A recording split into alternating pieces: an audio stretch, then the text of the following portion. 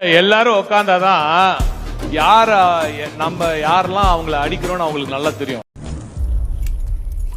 Thank you for saving us.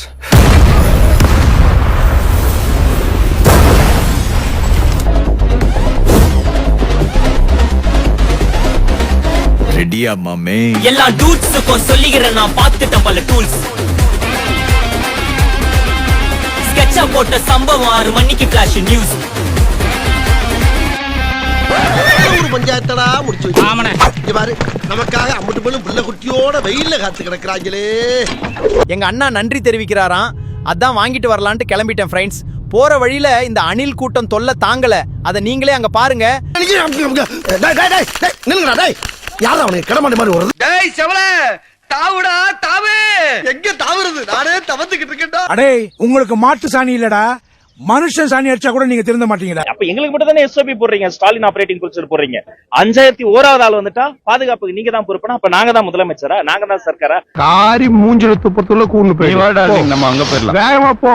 கெடுக்க try பண்ணீங்க. நம்ம ஆட்சிக்கெல்லாம் வரதுக்கு முன்னாடி என்ன சதிகள், என்ன சூழ்ச்சிகள். நீ நடிகண்டா தெரிசா உனக்கு கிடைக்கும்டா. என்னென்னலாம் பண்ணி எப்படி எப்படியெல்லாம் தடுத்துடலான்னு நீ எதனா மாத்தி சொல்லு. எங்க போனாலும் இதையே சொல்லிட்டு சுத்திட்டு இருக்க. ஆனா இப்ப ஆட்சிக்கு வந்த இந்த சாமானிய மக்கள் ஆட்சிய நீங்க இந்த எதிர்கட்சியா இருக்கும் போது ஒண்ணு யூஸ் பண்ணுவீங்கல்ல, இந்த அறத பழைய டெக்னிக், அதெல்லாம் யூஸ் பண்ணி நம்மளையும் மக்களையும் பிரிச்சலாம்னு நினைச்சீங்கன்னா அது ஒரு காலம் நடக்காது. உனக்கு வாக்குல சனி பம்பு இழுத்து அடி வாங்குற நேரம். நீ சும்மா இருந்தாலும் உன் வாய் சும்மா இருக்காது, உன் வாய் சும்மா இருந்தாலும் நீ சும்மா இருக்க மாட்ட. நீயும் வாயும் சும்மா இருந்தாலும் இந்த ஊர் உன்ன சும்மா விடாது. உடம்ப பத்திரமா பாத்துக்க. இப்ப என்ன உனக்கு எதிரிகளே இல்லையா அப்படின்லாம் கேட்டா அப்படிலாம் நான் சொல்ல மாட்டேன். மொத்தமா மோதலாம்னு முடிவு பண்ணிட்டீங்களா? இப்பவும் சொல்றேன், அரசியல் ரீதியா சொல்றேன், 2 பேருக்கு நடுவுல தான் போட்டியே. என்னடி சொல்ற? ஒன்னு இன்னொன்னு எஸ், ஒன்னு டிவிகே, இன்னொன்னு டிஎம்கே. இவன் சரியான பைத்தியம் இல்ல, சரியாகாத பைத்தியம்டா. அது என்ன அப்புறம் அரசியல் புரிதல் இல்லாம மக்கள் நமக்கு ஓட்டு போட்டுட்டாங்களாம். அதுக்குதான் உங்களை திறமையான ஆளுன்னு சொல்லிட்டு ஆக்சன் ஹீரோன்னு நினைச்சிட்டு உங்களை கொண்டு வந்திருக்கிறோம் நாங்க. நீங்க படத்துல காமிக்கிற மாதிரி எல்லாம் இங்க காமிக்கணும். இந்த கவர்ச்சியில மயங்கி மக்கள் நமக்கு ஓட்டு போட்டுட்டாங்களா? நான் என்ன சரி விடுங்க. கல்லால கண்ட இடத்துல அடிப்பாங்க. ஏன் ரொம்ப கவலமா இருப்பணும்? படிச்சு வரான் விசில் ஒண்ணு அடிச்சு வரான், தடைய வச்சா உடச்சு வரான் தளபதி. மக்கள் ஒருபோதும் அறிவுபூர்வமான தலைவர்களை தேர்ந்தெடுக்க மாட்டார்கள், கவர்ச்சியை நோக்கித்தான் ஓடுவார்கள். கவர்ச்சியால் உருவாகின்ற ஒரு சமூகம் அறிவுபூர்வமான சமூகத்தை உருவாக்க முடியாது. எனவே நான் அடிப்படையான ஜனநாயகத்தை அடிப்படையோடு வெறுக்கிறேன்றார். எப்போ? 1922. டெமோக்ரஸியே தப்புன்ட்டார் ஒருத்தர். ஏன் தப்புன்னா இப்படித்தான்டா ஓட்டு அரசியல்ங்கிறது இப்படித்தான் போகும். அதைத்தான் தீர்க்கதரிசனமா ஒருத்தர் யோசிச்சு சொல்லியிருக்கான். இப்ப நம்ம டென்ஷன் ஆகக்கூடாது, இப்படிதான் இதெல்லாம் கடக்கணும், இதெல்லாம் இப்படிதான் போகும். தற்குறி நல்லா வருது, வேணான்னு பாக்குறேன். கோவம் தான் என்ன பண்ணுவேன்? வந்துட்டு வந்த வழியில போயிடுமா? அப்புறம் எதுக்கு கெட்ட கோவம்?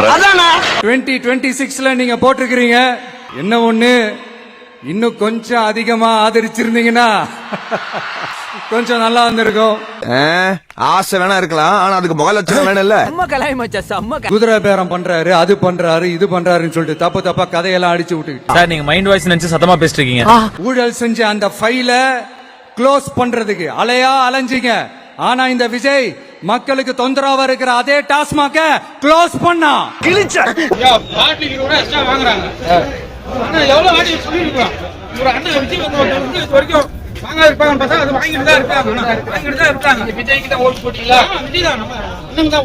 மக்களுக்கு தொந்தரவா இருக்கிற அதே டாஸ்மாக க்ளோஸ் பண்ணா. ஓட்டு போட்டீங்க. ஆனா அவர் வந்துமே 20 ரூபாய் குறைக்கல. கிளாமர் அப்பில் சேம் அப்பில் உன்னையும் விட்டு வைக்கல அந்த குரங்கு. செஞ்சு மூடிடுங்க கடைய, எங்க சொத்தெல்லாம் போகுது. ஆப்பு கண்ணுக்கு தெரியாதடியோ. நாங்க போட்டதுக்கு நாங்களா செருப்பால நீ நல்லா இருக்க மாட்டடா, நல்லாவே இருக்க மாட்டடா. இந்த மாதிரி நாங்க போட்டோம் இன்னைக்கு அரிசாய் போய் நிக்கிறோம். எல்லா விலைவாசில இருந்து இருக்கிறதுல இருந்து போறதுல இருந்து கற்பழிப்பு கொல்ல ரோட்ல நடக்க முடியல. நைட்ல போனா பயமா கிடக்கு, பகல்ல போனா பயமா கிடக்கு, விடிஞ்சு போனா பயமா கிடக்கு. என்னைக்கு இந்த ஆட்சி வந்துச்சு அன்னைக்கே உலகம் ரெண்டா போயிருச்சு. எங்கடா இந்த ஏரியால தான் இங்க இருக்கான். அவன் மட்டும் என் கல்ல மாட்டல வெட்டாம விட மாட்டேன். டேய், அதுக்காக தான் எஃபிஷியன்டான போலீஸ் ஆபீசர்ஸ் நான் அப்பாயிண்ட் பண்ணியிருக்கிறேன். எஃபிஷியன்டான அந்த போலீஸ் ஆபீசர்ஸ் டீம் நான் அப்பாயிண்ட் பண்ணியிருக்கிறேன். பெண்கள் பாதுகாப்பான அந்த சிங்கப்பெண் காவல் படை நெக்ஸ்ட் வீக் அதை இனாகரேட் பண்ண போறோம். ஏய் வாய முன் ஏந்து போட, எதா அசிங்கமா பேசிட்டு போற. அதனால வரப்போற இடைத்தேர்தல்ல உங்க வீட்டுல இருக்கிற ஒருத்தரை உங்கள ஒருத்தரை தான் வேட்பாளரா நிக்க வைக்க போறோம். இறக்கலாம் தேவா தேவா ஓகே தானே? அவனை இறக்குவோமா? என்ன இறக்குங்க? உன்னைய வந்து கொன்னு குளிக்கல வேணா இறக்குறேன். ஓப்பனிங்லாம் இறக்க முடியாது. காமெடி படம் கொடுங்க. இல்ல தம்பி இருப்பா. ஏதோ போன மேட்ச்ல வந்து இதாகி போச்சு. அதையே நினைச்சிருக்காங்க. அந்த கலகத்தை துடைக்கிறோம்னு அந்த இடத்துல இறங்கி என்ன பாட்டு பாடினாலும் அடிக்க மாட்டேனே. பாட்டு போடவா? நீங்க எப்படி இந்த விஜய்க்கு ஆதரவு கொடுத்து ஓட்டு போட்டு ஜெயிக்க வச்சீங்களோ அதே மாதிரி வரப்போற இடைத்தேர்தல்ல உங்களுடைய அந்த வேட்பாளரையும் ஜெயிக்க வைப்பீங்கன்ற அந்த ஒரு நம்பிக்கை நான் முழுமையா தான் நம்புறேன். மறுபடியும் வியாபாரம் பண்ணுவியா?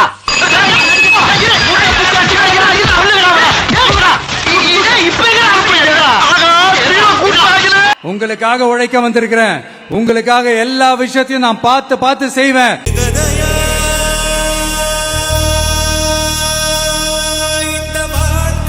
எங்க பிள்ளைங்க சொன்னதுனால விசுலுக்கு போட்டேன். இன்னும் 2500 ரூபாய் கொடுக்குறேன்ற 2 டெல்லிக்கு போனாரு, வந்தாரு, உக்காந்தாரு, தூங்குறாரு பழகுதி போற.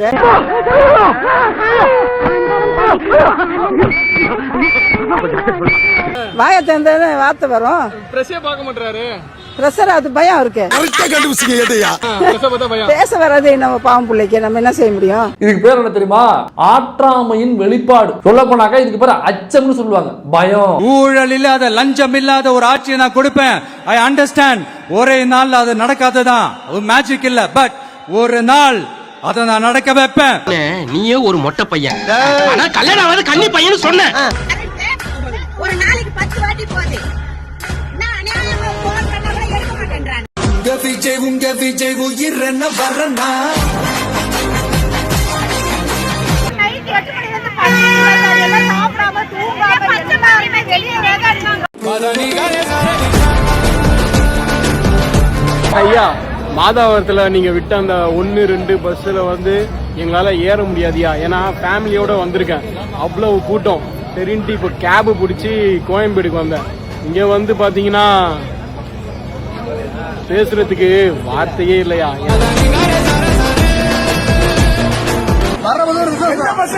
டிக்கெட் எடுக்காம வந்துருக்கீங்களா? சோறு தானே திங்கிற? அறிவு கெட்டவன, மானம் கெட்டவன, வாய பாடுறா, மாடு மாதிரி மின்னுக்கிறியடா. உரைக்குதா இல்லையா நான் சொல்றது? இதான் உரைக்குதா இல்லையா உனக்கு?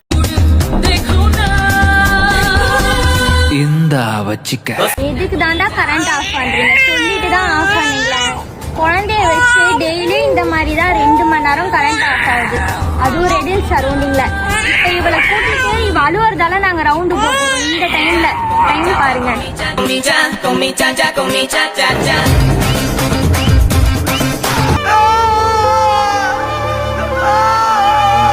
இன்குபேட்டர்ல வச்சிருந்த ஒரு குழந்தைய பெருச்சாலி கடிச்சு இறந்து போறதுல நம்ம ஊர்ல மட்டும் தான். ஜனங்க நோயை பார்த்து பயப்படுறத விட கவர்மெண்ட் ஹாஸ்பிட்டல்ஸ் பார்த்தா பயப்படுறாங்க. அந்த பயம் தான் பிரைவேட் ஹாஸ்பிட்டல்ஸோட இன்வெஸ்ட்மெண்ட். திருவாரூர் அரசு மருத்துவக் கல்லூரி மருத்துவமனையில் உள்ள பிணவரையில் வைத்திருந்த உடலை எலிகள் கடித்திருப்பதாக கூறி சடலத்தை வாங்க மறுத்து உறவினர்கள் போராட்டத்தில் ஈடுபட்டதால் அங்கு பரபரப்பு ஏற்பட்டது.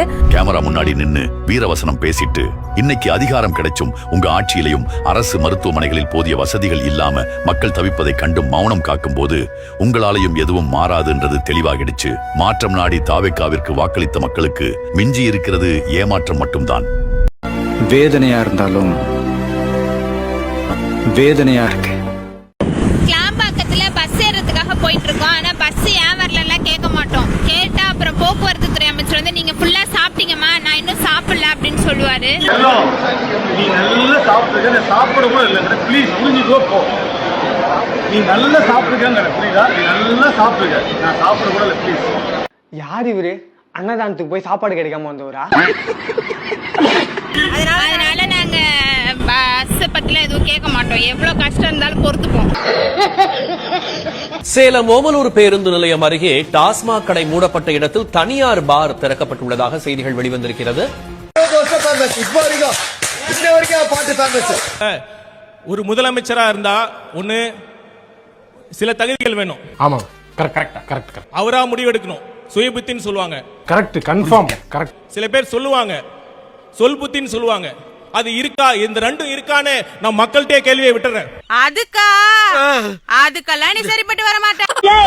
உன்னை எப்படி எல்லாம் வளர்த்தண்டி நானு அவன் பிச்சைக்காரண்டி. ஊடு இல்ல, வாசல் இல்ல, போட்டுக்க துணி இல்ல, பிச்சைக்காரன் ஊரா மட்டும் துணிய போட்டுக்க. எனக்கு இப்ப வேற எந்த வேலையும் இல்ல உங்களுக்காக உழைக்கிறத தவிர. என் கடன் இனி என் மக்களுக்கு பணி செய்து கிடைப்பதே. எங்க அண்ணா ரேஷன் கடையில இருந்து பேங்க் வரைக்கும் ஆதார் கார்டை கட்டாயம் கொண்டு போற மாதிரி கல்யாணத்துல இருந்து கருமாதி வரைக்கும் தன்னோட சைட் சிக்க ஒரு அட்ரஸ் ப்ரூஃப் மாதிரி தூக்கிட்டு சுத்துறாரு.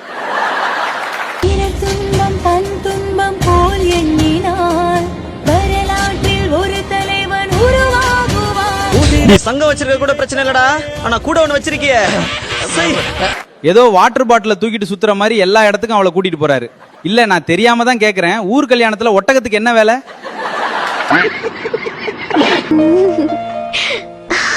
ஏங்க, நான் உங்களை லவ் பண்றேன்னு உங்களுக்கு ஏன் தெரிய மாட்டேங்குது?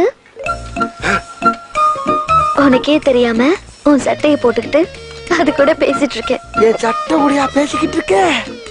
மாமி மேல உனக்கு அவ்வளவு வெறியா? என் பர்சனாலிட்டிய பார்த்து உனக்கு பித்து பிடிச்சு போச்சுடி. ஒரு பொண்ணோட வந்து லவ் பண்றேன்னு சொல்லுவா? ஆமா, இந்த கபோதி கருங்காலத்தான் காதல சொல்லணும். தப்புட்டான். கூடிய சீக்கிரத்துல நீயா வந்து என்கிட்ட லவ் சொல்லணும். கண்டிப்பா. விஜயண்ண, சிஎம் அண்ண சத்து காதை கொண்டாது கேளுங்க, நான் சொல்றது கொஞ்சம் கேளுங்க. முன்னாடி தானே நீ நடிகர்ன, அதனால நீ போவன. இப்ப தமிழ்நாடு முதலமைச்சர் பென்சிலக்கா, திருஷாக்கா, எனக்கு ஒரே ஒரு டவுட் தான் உங்ககிட்ட. நீயா போன் பண்ணி கூப்பிடுவியா இல்ல அவரா போன் பண்ணி கூப்பிடுவாரா? ஒருவேளை அவரே போன் பண்ணி கூப்பிட்டு இருந்தாலும் நீ என்ன சொல்லணும்? இல்ல விஜய், நீங்க இப்ப முதலமைச்சர், நீங்க முதல்ல போங்க, நான் பின்னால வரேன் சொல்லலாமா சொல்லக்கூடாதா?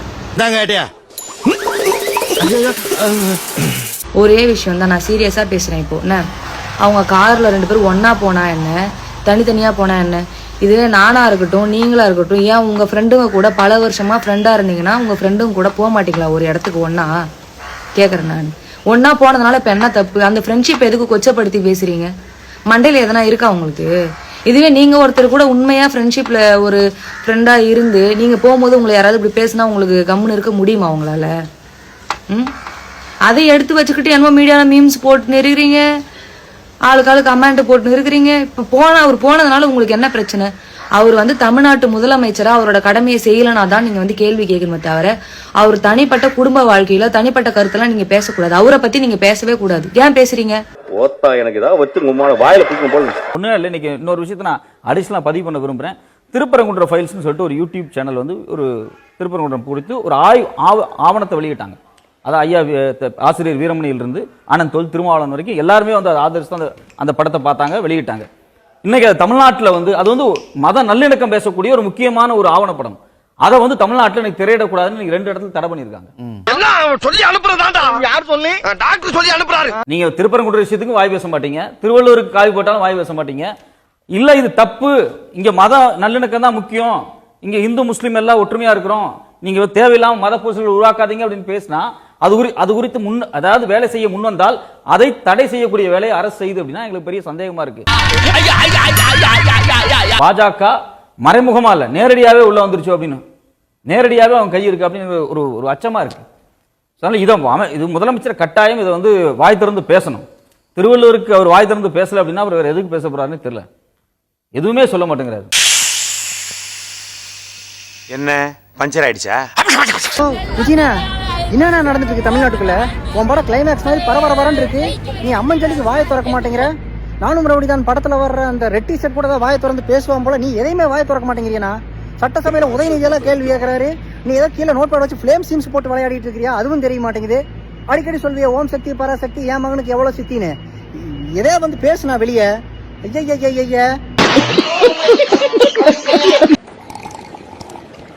எங்க அண்ணா ஆட்சியில பாட்டிலுக்கு 10 ரூபா இன்னும் வாங்கிட்டு தான் இருக்காங்க. வாங்குற அந்த 10 ரூபாய்க்கு அட்லீஸ்ட் காம்ப்ளிமெண்டரியா ஒரு ஊறுகாய் பாக்கெட் இல்ல யூஸ் அண்ட் த்ரோ கப்பாச்சும் கொடுக்கலாம்.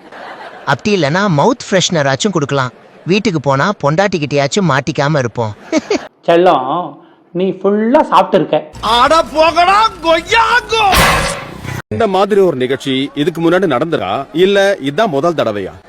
இந்த மாதிரி நிகழ்ச்சி இதுக்கு முன்னாடி நிறைய நடந்திருக்குது. ஆனா இதுதான் ஃபர்ஸ்ட் டைம். டேய் ஏன்டா என்ன ஒரு மாதிரி இருக்கா? இல்லண்ணே, அனிருத்த எம்எல்ஏ ஆக்கணும். இது அனிருத்த எம்எல்ஏ ஆகணுமா? இது என்னடா புதுசா இருக்கு? அது ஒண்ணும் இல்லண்ணே, சட்டப்பேரவையில் அண்ணன் பேசும்போது ரொம்ப லோவா இருக்கு. நினைச்சு பாருங்களேன், அனிருத் கூட இருந்தா சட்டப்பேரவை தலைவரே அப்படின்னு போது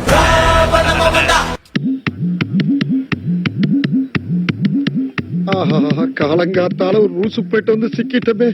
இவனை இவன் ரூட்லயே பேசி அனுப்பிச்சிட வேண்டியதான். டேய் யாரா நீங்களா? டேய் அது ரியல்டா, இது ரியல்டா. எங்க அண்ணாக்கு சோஷியல் மீடியால போட்ட அட்டாக் போஸ்டுக்கெல்லாம் ஸ்டேஜ் ஏறி பதில் சொல்லிட்டு இருக்காரு. அதுவும் சோஷியல் மீடியால நம்ம அணிலுங்க போட்ட போஸ்ட் எல்லாம் மனப்பாடம் பண்ணிட்டு வந்து ஒப்பிச்சுக்கிட்டு இருக்காரு. ஏதோ நன்றி சொல்றேன்னு கூப்பிட்டீங்களே, அதை எப்பனா சொல்லுவீங்க? இதுக்கு செருப்பாலே அடிச்சிருக்கலாம். மேற்கொண்டு இந்த மூஞ்சில கரியலி பூசுற மாதிரி இருக்கு. அப்பா போதும் பாப்பா. ஸ்டார்ட் பண்ணு.